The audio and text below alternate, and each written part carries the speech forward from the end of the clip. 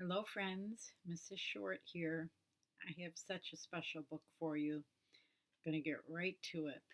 This is the most recent book that I wrote and that I published.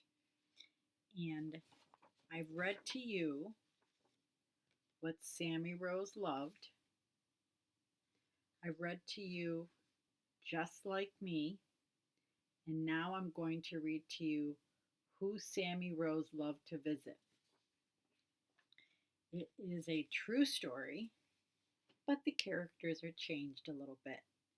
And Sammy Rose is standing in front of her house, which is now her grandparents' house, and looks just like that. That's the house Mrs. Short grew up in.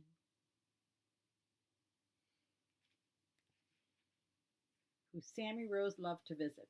Written by Nancy Ciammetti Short, illustrated by Tullipstudios. I forgot to add that. Oh my goodness. My dedication is quite long, and I'm only going to read you part of it. I dedicate this book to my parents, John and Yola Ciammetti. My father passed away in 2018.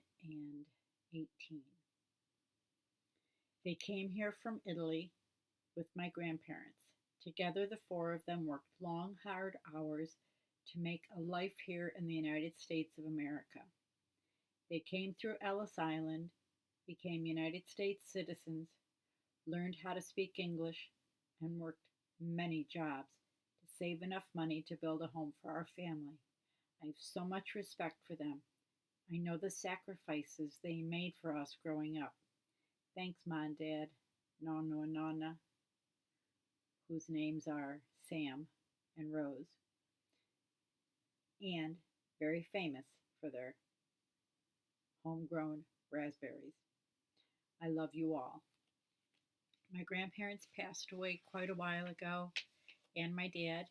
My mom is still doing great, so I hope you enjoy this story. It also has a lot to do with the town that I grew up in. Sammy Rose loved to sleep, and she loved to read, but she also loved to go visit her Nonna and Nonno. She was lucky to spend time with them and do some very special things with each one. Nonno is Italian for grandfather, and Nonna is Italian for grandmother. And because they were born in Italy, that's why she called them Nonno and Nonna. And there's their picture.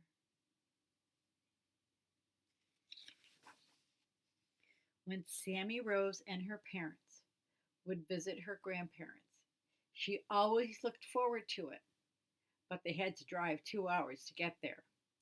So now that Sammy Rose loved to read, she would read the whole way and sometimes take a nap. And she's reading a book. You might not be able to see it, but the book is called Italian Words for Children.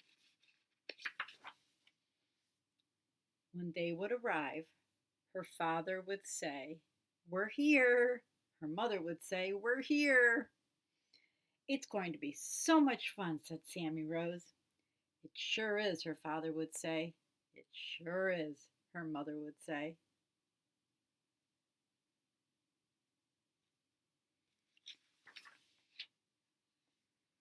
As soon as Nonno, who always was in the garden with the baseball cap and blue jacket, would see her, he'd say, "Hey, Sammy Rose, look how tall you've gotten." Her father would say, "She sure has." Her mother would say, "She sure has." This is my dad. Always wore this blue jacket. And his baseball cap, you might not be able to see it, so I will tell you. It says Ciammetti's Barber Shop, because after my father worked many jobs, he went to school at night to become a barber. And so he cut men's and women's hair in our hometown.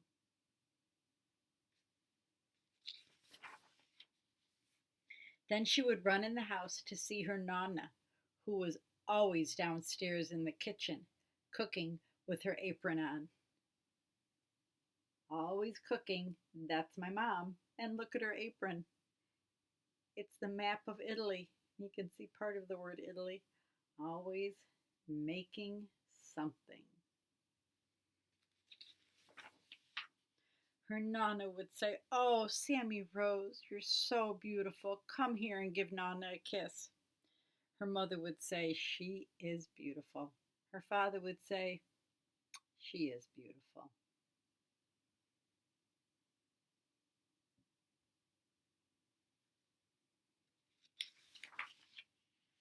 With her Nonno, she would get to work outside. He had a huge garden. Rose would ask him, "Nonno, why do you have such a big garden?" "Why do I have such a big garden?" he would ask. "Well, Sammy Rose, I need to grow a lot of vegetables so we have food to eat all year round." And boys and girls, that was the truth. We actually had 3 huge gardens with every vegetable and many, many fruit trees. Sammy Rose loved helping him plant, rake, and pull weeds. Sometimes she pulled vegetables instead of weeds, but he pretended not to notice. "Look, Nonno, I'm helping you pull weeds." Nonno would say, "Yes, you are, Sammy Rose. Grazie. That's Italian for thank you."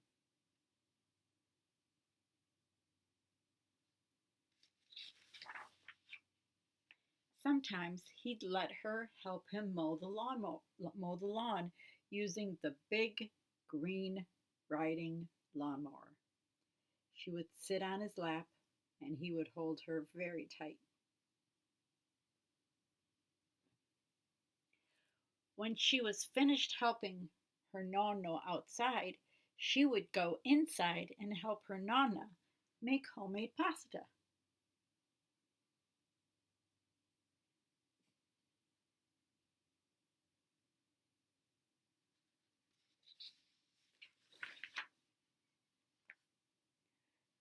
Her nonno taught her how to make her nonna, taught her how to make pasta using flour and eggs.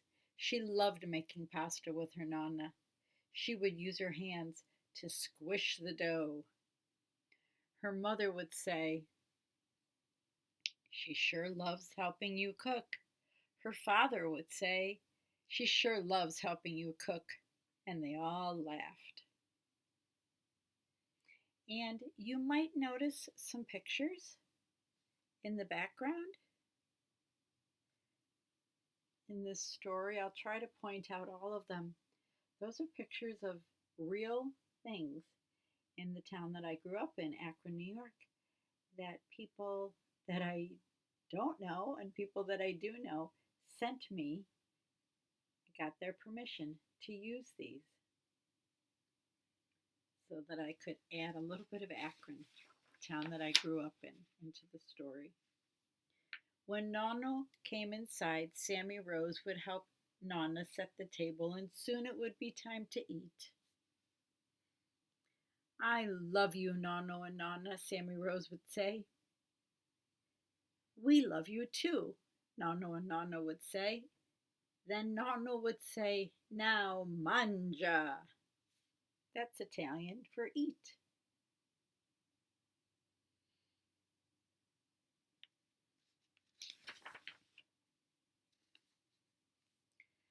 They would all sit down to dinner and enjoy the homemade pasta that they had made together and the vegetables they picked and cooked from the garden.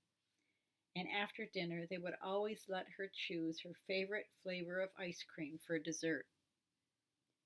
They had lots of ice cream in the freezer. She stood on a stool and picked out her favorite flavor.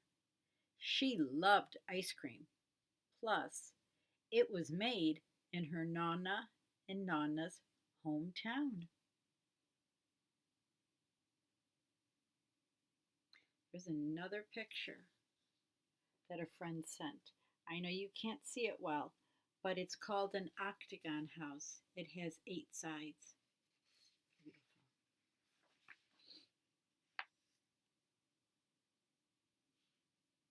When they all finished their ice cream, Sammy Rose would say, I love helping you, Nonno and Nonna. We love when you help us too, Nonno and Nonna would say. At bedtime, Sammy Rose would say to her bear, I don't know what they do without me here. And after that, she would read a book and fall asleep. That night, she would dream of how lucky she was to have such a special Nonno and Nonna. There's another picture. And this book says all about Akron. And the ice cream that was made in my hometown, Akron, New York, is called Perry's ice cream. It's famous everywhere. So if you were to go to the grocery store with your mom or your dad or your aunt and uncle or grandma, grandpa, and you see Perry's ice cream, you just say, Mrs. Short grew up in the town where they make Perry's ice cream. And I even know the husband and the wife. I got their permission. Oh, I want to show you the back. Now, Akron is also famous for its beautiful park. It's called Akron Falls Park. And this is a picture that someone took that the illustrators changed a little bit, and it shows the water, a real picture like this of a beautiful park. And you probably can see that I wrote Go Tigers because my school's mascot was the Tigers. We were the Akron Tigers. This story is very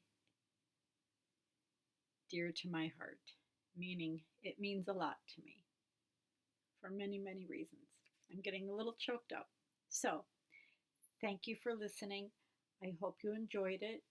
And if you'd like your own copy, you can get it on Amazon or you can just listen to it anytime you want. Thank you for letting me share my childhood and my beautiful family with you. Ciao.